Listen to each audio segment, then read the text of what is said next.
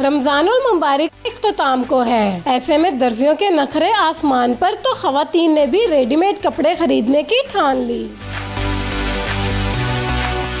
दर्जियों के नखरे आसमान पे है, इसलिए हम रेडीमेड की तरफ हमने मुँह किया और देख रहे हैं कुछ अच्छा लग रहा है तो ले रहे हैं, लेकिन महंगाई बहुत। अब तो कपड़े पकड़ ही नहीं रहे दर्जी, वो कहती हैं कि नहीं हम तो पकड़े, इतना ज़्यादा रश है तो कोई भी सूट पकड़ नहीं रहा।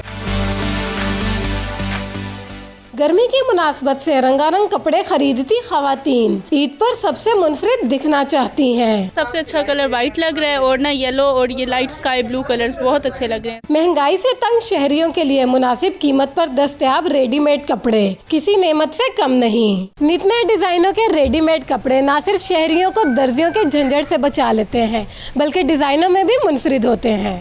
कैमरामैन जाफिर हुसैन के साथ जरमीना सहार, 92 न्यूज़, मुल्तान।